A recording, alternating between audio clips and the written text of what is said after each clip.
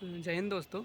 अभी हाल ही में चुनाव आयोग ने आदर्श आचार संहिता लागू की है, जिसे एमसीसी कहते हैं, मॉडल कोड ऑफ कंडक्ट। ये बेसिकली चुनाव आयोग पॉलिटिकल पार्टीज़ के लिए जारी करता है। उनके लिए एक रूल्स है, तो उसके तहत उनको उसी के अनुसार चलना रहता है। अब एमसीसी लागू कब तक रहती है? जब घोषणा से और जब तक नतीजे नहीं आ जाते तब तक ये लागू रहती है। अब आदर्श आचार संहिता लागू हो जाने के बाद जो पुलिस का काम है वो लगभग चुनाव की तैयारियों के लिए बहुत ज़ोर तोर से रहता है। तो जैसे ही आदर्श आचार संहिता लागू होती है एमसीसी, वैसे ही क्या करती है पुलिस, पोस्टर जो बैनर्स होते हैं, जो वॉल पेंटिंग्स होती हैं, तो इनको सबको हटाने का काम करने लगती है।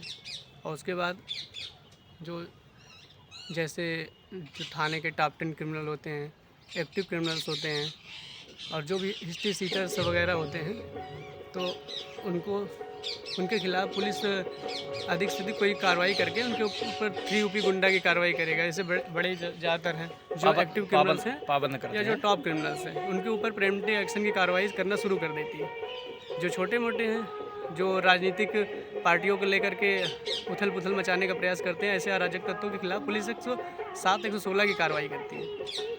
इससे अधिकतम ये रहता है गांव में कि ये इस पार्टी के हैं, तो आपस में मतभेद करते रहते हैं, कुछ बहस करते रहते हैं। उनके खिलाफ पुलिस 116 एक सीआरपीसी की कार्रवाई होती है, वो करती है।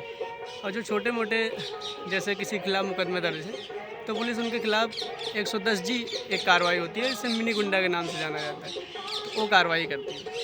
और जो जैसे मैंने बताया कि टॉप 10 हैं और एक्टिव क्रिमिनल्स हैं या हिस्ट्री सीटर्स वगैरह हैं, तो इनके खिलाफ पुलिस 3 यूपी गुंडा की कार्रवाई करती है।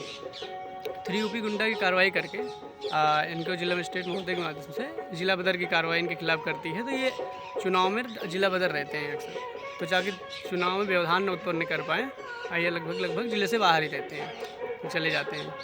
तो इससे क्या हो गया, चुनाव इसलिए प्रिवेंटिव एक्शन की कार्रवाई की जाती है ताकि चुनाव जो है वो सकुशल ढंग से संपन्न हो सके। अब आदर्श आचार संहिता में ऐसा नहीं कि जो इसमें ये भी रहता है कि आप अपने मतदान का प्रयोग करें, जो लोग जागरूक भी करते हैं जैसा कि, और जाना भी चाहिए कि वोटिंग करने हम लोग को तो बहुत ज़्यादा अभी तक नहीं मौका मिलता था, लेकिन अब तो हम लोग को भी मौका मिलने लगा कि हम लोग फॉर्म भर के दे देते हैं एक रिटर्निंग ऑफिसर को अपने, तो उसके माध्यम से हमारे लोग के वोटिंग पड़ जाती है, और सभी को देना चाहिए। और फिर इलेक्शन टाइम में पुलिस जो जहाँ भी इलेक्शंस चुनाव के होते हैं, जो पोलिंग सेंटर्स वगैरह रहते हैं, पोलिंग सेंटर्स भी पुलिस अपने जैसे थाना क्षेत्र, जैसे मेरा थाना है तो समथर है वो झांसी का, तो उसमें हम लोग क्या करते हैं, कैटेगरीज बांट लेते हैं। कैटेगरीज पहले बैठी होती हैं, जैसे कि कहीं क्रिटिकल है पोलिंग सेंटर, कहीं वल्नरेबल्स है, और कहीं संवेदनशील है, असंवेदनशील है। तो ऐसे पोलिंग सेंटरों को उनके क्रिटिकल और वल्नरेबल के आधार पर वहाँ पर लगातार जा कर के वहाँ की चेकिंग की जाती है, और वहाँ के लोगों को जो पिछले अगर देखा जाता है इलेक्शंस में, अगर वो किसी घटना में संलिप्त हैं, मेरे यहाँ था कि 2 बार घटना हो चुकी थी, तो उनमें जो संलिप्त लोग थे उनके खिलाफ प्रिवेंटिव एक्शन की कार्रवाई हम लोग करते थे। और ज़्यादा से ज़्यादा लोग जो देखते थे कि अगर किसी पोलिंग पार्टी को लेकर के अगर पॉलिटिकल पार्टी को लेकर के उनमें मतभेद है, तो उनके खिलाफ प्रिवेंटिव एक्शन की कार्रवाई लगभग लोग करते थे। तो मेरे यहाँ ज़्यादातर क्रिटिकल्स पोलिंग सेंटर्स थे, तो थोड़ा बहुत थे, तो 6-7 थे, और बाकी तो संवेदनशील असंवेदनशील के आधार पे कर दिया जाता है।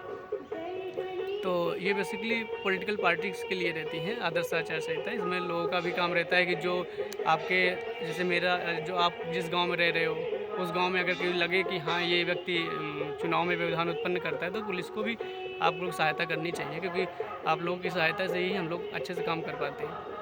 कि ऐसे नहीं है कि भाई सिविल पुलिस है, तो सिविल पुलिस जो अगर नागरिकों की मदद से ही हम काम कर पाते हैं।